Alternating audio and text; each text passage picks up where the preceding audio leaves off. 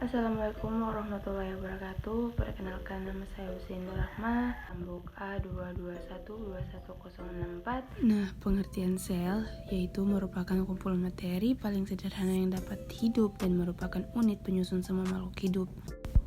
Berdasarkan ada tidaknya membran inti, maka sel dibagi menjadi dua, yaitu sel prokariotik dan sel eukariotik. Sel prokariotik artinya tidak memiliki membran inti, sedangkan sel eukariotik memiliki membran inti. Berdasarkan jumlah sel penyusunnya, sel dibagi menjadi dua, yaitu uniseluler organisme dan multiseluler organisme. Di bagian uniseluler, di mana bagian inti selnya hanya ada satu bagian, sedangkan di multiseluler yaitu sebuah sel penyusun yang mempunyai banyak sel. Nah, sekarang kita akan membahas organel-organel sel berserta fungsinya. Coba kita perhatikan gambar sel ini. Di situ sudah terdapat beberapa bagian-bagian sel. Tinggal kita lihat dan kita amati. Membran sel berfungsi sebagai pelindung dan pengatur lalu lintas zat yang keluar masuk. Membran sel juga bersifat semi-permeabel, artinya membran sel hanya dapat dilewati oleh zat tertentu, misalnya air, oksigen, zat yang larut dalam lemak, dan ion-ion tertentu. Sitoplasma biasa disebut adalah cairan sel yang mengandung protein, lemak, karbohidrat, zat-zat organik, enzim, vitamin, dan hormon. Sitoplasma juga berfungsi sebagai tempat berlangsungnya reaksi metabolisme sel karena organel sel terdapat di sitoplasma. Inti sel atau yang biasa kita sebut dengan nukleus. Inti sel itu sendiri tersusun dari membran cairan inti atau nukleoplasma, kromosom, dan anak inti. Kromosom juga pembawa sifat yang tersusun dari benang-benang kromatin. Nukleus juga berperan dalam pembuatan komponen-komponen ribosom. Mitokondria itu juga berfungsi sebagai tempat penghasil energi atau respirasi sel yang terdapat di dalamnya, yaitu ruang membran, matriks, membran luar, krista, dan membran dalam. Nah, di sini kita bisa melihat adanya ribosom. Ribosom berfungsi dalam pembuatan sintesis atau protein. Ribosom juga berbentuk butiran-butiran. Ribosom ada yang menempel pada membran retikulum, endoplasma, dan ada pula yang bebas sitoplasma. Retikulum endoplasma berfungsi untuk membuat dan menyalurkan bahan-bahan yang dibutuhkan oleh organel-organel sel. Di dalam retikulum endoplasma, saluran berliku yang membentang dari inti sel menuju sitoplasma. RE ada dua, yaitu RE kasar dan RE halus. RE kasar itu sendiri terdapat di ribosom. RE halus tidak ditempeli ribosom. Badan Golgi atau biasa juga disebut dengan kompleks Golgi. Dia berbentuk seperti kumpulan kantong yang bertumpuk-tumpuk. Badan Golgi sendiri berperan dalam memodifikasi bahan-bahan yang dihasilkan oleh RE dan menyalurkan ke organel-organel yang membutuhkannya.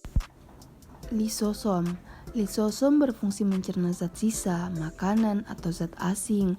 Di dalam struktur libosom terdapat lapisan lipid, membran transport protein, tergilokolisasi, enzim hidrolitik, dan membran. Organel ini juga berbentuk kantong yang berisi enzim pencernaan. Sentrio juga berperan dalam pembelaan sel. Di dalam sentrio terdapat sentrosom atau sentriol. Nah, vakuola. Pada tumbuhan yang sudah tua, vakuola berukuran besar dan berisi cadangan makanan. Kalau pada sel hewan, vakuola berukuran kecil.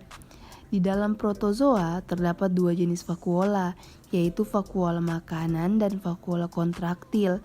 Vakuola makanan itu sendiri yaitu mencerna makanan, sedangkan vakuola kontraktil mengeluarkan zat sisa dan mengatur keseimbangan air dalam sel. Di dalam struktur amuba, vakuola kontraktil terdapat di dalam amuba itu sendiri, dan juga nukleus, membran sel, sitoplasma, vakuola makanan, kaki semu, itu terdapat di dalam struktur amuba.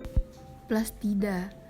Plastida itu terdapat pada tumbuhan, terdapat di kloroplas yang berfungsi menangkap energi cahaya untuk menghasilkan bahan makanan melalui proses fotosintesis.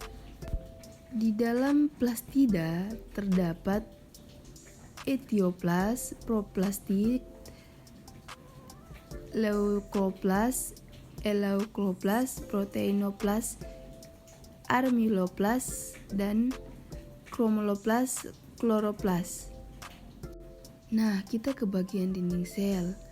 Membran sel tumbuhan dilindungi oleh dinding sel. Selain itu, dinding sel juga berfungsi untuk menjaga bentuk sel tumbuhan agar tidak berubah dan kaku. Di dekat bagian dinding sel itu terdapat membran sel. Di bagian perbedaan sel hewan dan tumbuhan, yaitu terdapat animal cell dan plant cell. Kalian harus mengamati beberapa sel-sel tersebut. Sel hewan itu sendiri seperti yang kita lihat, yaitu terdapat membran sel, lisosom, nukleus, sentrosom, sitoplasma, retikulum, endoplasma kasar, retikulum endoplasma halus, dan ribosom. Di dalam sel tumbuhan itu sendiri juga terdapat sel Golgi, ribosom, RE halus, nukleus, nukleolus, retikulum endoplasma, vakuola besar, amiloplasma, dan beberapa bagian-bagian yang lain yang bisa kamu lihat di dalam video ini. Nah, perbedaan sel hewan dan tumbuhan. Kalau di bagian hewan, lisosom itu terdapat, sedangkan di bagian tumbuhan lisosom itu tidak ada. Kalau di hewan, kloroplasma itu tidak ada, sedangkan di tumbuhan itu ada. Kalau di sel hewan, dinding sel itu ada, dan tumbuhan ada. Sedangkan sentriol di sel hewan dia tidak ada, sedangkan di sel tumbuhan dia ada. Jika ada salah kata atau salah dalam memaparkan materi, saya mohon maaf. Wabillahi taufiq wal hidayah. Wassalamualaikum warahmatullahi wabarakatuh.